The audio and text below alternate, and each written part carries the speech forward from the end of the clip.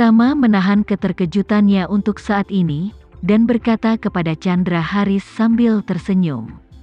Baiklah ayah, sudah lama sekali, kita tidak akan rugi apa-apa. Jadi, jangan merasa buruk tentang hal itu. Setelah itu, dia berkata lagi, oke. Ayah, ada hal lain yang harus kulakukan di sini, jadi aku tidak akan mengganggumu lagi. Chandra Haris buru-buru bertanya, menantu yang baik, kapan kamu akan kembali? Aku hampir mati bosan saat kamu tidak di rumah. Tama berkata, aku akan segera pulang ayah, mungkin dalam 2 hari lagi. Oke, Chandra Haris berkata, saat kamu kembali, kita akan mencari tempat untuk nongkrong dan minum bir. Ya ayah, Tama setuju dan berbicara dengannya di telepon. Chandra mengucapkan selamat tinggal. Setelah menutup telepon, dia bertanya kepada Isyana di depannya, bagaimana menurutmu? Isyana berkata, menurutku ayah mertua tuanmu tidak berbohong. Dan apa yang dia katakan sesuai dengan dugaanku. Dengan itu, Isyana menambahkan, aku merasa ayahmu mungkin telah mempersiapkanmu untuk mendapatkan 9 kitab suci surgawi yang misterius, lebih dari 20 tahun yang lalu.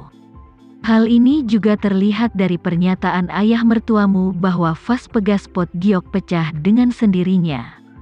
Ya, sangat mungkin getaran yang dia sebutkan berasal dari 9 kitab suci surgawi yang misterius itu sendiri.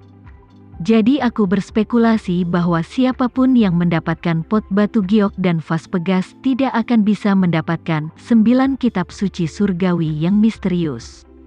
Tapi orang ini harus memenuhi persyaratan 9 kitab suci surgawi yang misterius, dan memenuhi persyaratan untuk membuka 9 kitab suci surgawi yang misterius. Hanya jika dia memenuhi syarat, 9 kitab suci surgawi yang misterius akan mengambil inisiatif. Tuan muda kebetulan melarikan diri dari jebakan pada saat itu dan memenuhi persyaratan untuk membuka 9 kitab suci surgawi yang misterius. Jadi ayah mertuamu mengambil Pegaspot batu giok di ruang VIP toko barang antik. Ketika botol itu dikeluarkan, 9 kitab suci surgawi yang misterius, di dalamnya merasakan tuan muda, sehingga botol itu terlepas dari tangan ayah mertuamu itu. Membuka jalan bagimu untuk mendapatkannya. Tama menghela napas, apa yang kamu katakan masuk akal. Sama seperti cincin yang kamu berikan padaku saat pertama kali mendekatimu, cincin itu akan bergetar tanpa bisa dijelaskan di sakuku. Tapi aku tidak tahu alasan getarannya saat itu.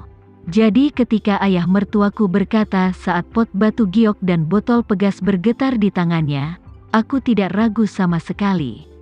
Isyana hanya bisa menghela nafas. Dengan cara ini, semua yang dimiliki tuan muda saat ini jelas bukan karena keberuntungan, itu semua sudah ditakdirkan.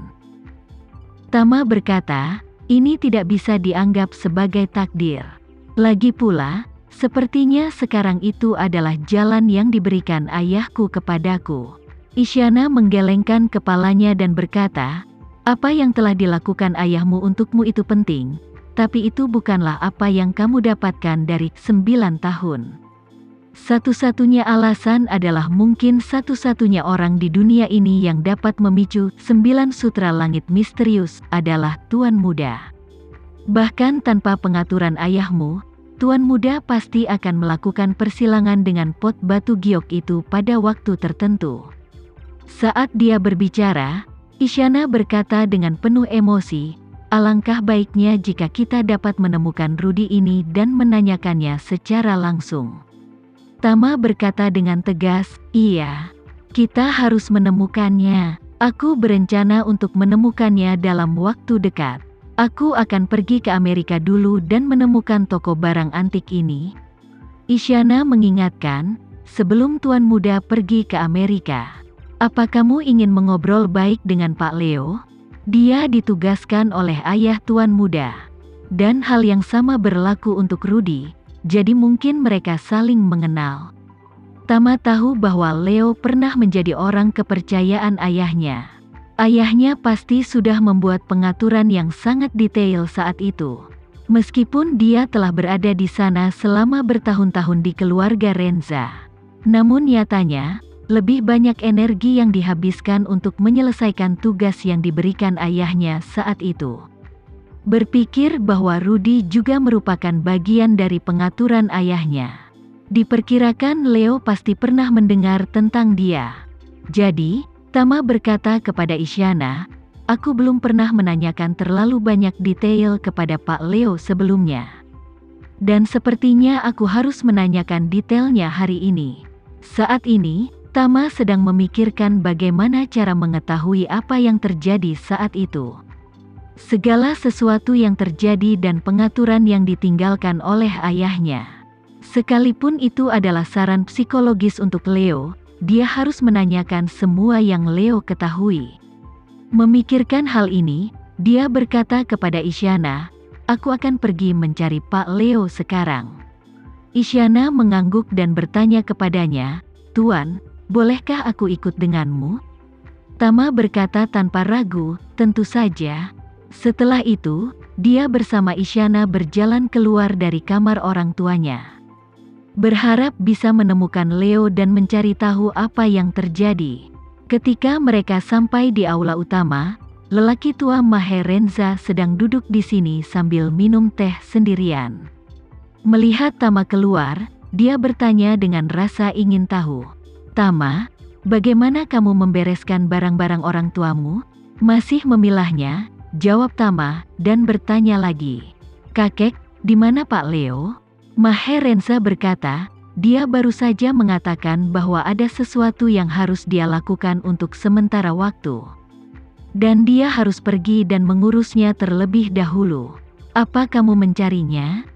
"Ya." Tama mengangguk dan berkata, "Aku akan meneleponnya jika dia tidak ada di sana." Setelah itu, dia mengeluarkan ponselnya dan menelepon Leo. Namun yang tidak pernah disangka Tama adalah nada cepat operator datang dari ujung telepon yang lain. "Maaf, nomor yang Anda tuju telah dimatikan." Dalam kesan Tama, ponsel Leo tidak pernah mati. Ini adalah kualitas profesional dasarnya sebagai kepala pelayan yang hebat. Pada saat ini, dia tiba-tiba pergi dan ponselnya mati secara tidak normal. Yang membuat Tama mencium sesuatu yang tidak normal. Namun, dia tidak memberitahu Maher Renza, tapi berkata kepadanya, "Kakek, aku akan kembali ke Jakarta besok pagi. Saat kakek melihat Pak Leo, katakan padanya bahwa aku ada hubungannya dengan dia dan minta dia meneleponku kembali."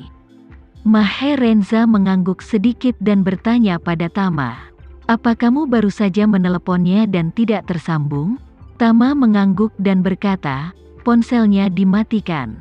"Mungkin ponselnya kehabisan baterai." "Seharusnya tidak." Maher Renza mengerutkan kening dan berkata, "Tahun-tahun ini, aku tidak ingat kapan ponsel Leo kehabisan baterai." Tama tersenyum, "Selalu ada keadaan khusus dalam segala hal. Kakek, kamu harus istirahat lebih awal." Maher Renza berkata, "Oh, ngomong-ngomong, sebelum Leo pergi, dia bilang kamar tamu sudah dirapikan. Jika kamu lelah, tidurlah lebih awal. Tidak ada pelayan yang diatur di rumah tua hari ini. Jika kamu butuh sesuatu, jangan ragu untuk memberitahu kakek." Tama setuju sambil tersenyum, lalu mengedipkan mata pada Isyana. Keduanya kembali ke ruang kerja sebelumnya. Begitu dia memasuki ruang kerja, Isyana mau tidak mau berkata, "Tuan, ponsel Pak Leo tiba-tiba mati. Apa dia sudah menebak sebelumnya bahwa kamu pasti akan menanyakan pertanyaan padanya?" "Itu mungkin." Tama menghela nafas dan berkata, "Dia tiba-tiba pergi tanpa pamit. Mengapa tiba-tiba aku merasa sulit bertemu dengannya lagi di masa depan?" Dia orang yang cerdas dan tahu bahwa dia bisa bersembunyi untuk sementara tapi tidak untuk seumur hidup. Jadi tidak mungkin dia mematikan ponselnya malam ini dan bersikap seolah-olah besok tidak terjadi apa-apa. Seolah semuanya hilang. Kembali ke keluarga Renza seolah-olah itu tidak pernah terjadi. Kecuali dia sudah berencana untuk tidak muncul lagi setelah pergi kali ini. Isyana terkejut dan berkata, sekarang semuanya sudah terjadi. Apalagi yang tidak bisa diberitahukan oleh Pak Leo kepada Tuan Muda? Bukankah dia telah memenuhi tugas yang diberikan ayah Tuan Muda kepadanya selama bertahun-tahun? Kenapa dia tiba-tiba pergi tanpa pamit saat ini? Apa dia tahu bahwa Tuan Muda akan bertanya kepadanya setelah melihat foto-foto ini?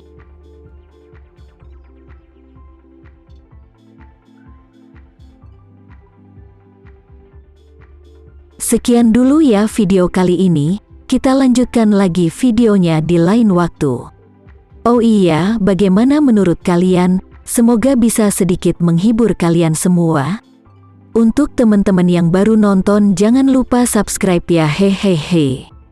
Dan kalau teman-teman ada yang ingin gabung langganan, bisa langsung gabung saja untuk dapat fitur yang menarik dan sedikit membantu Mimin. Terima kasih banyak sudah menonton, sampai jumpa lagi, bye.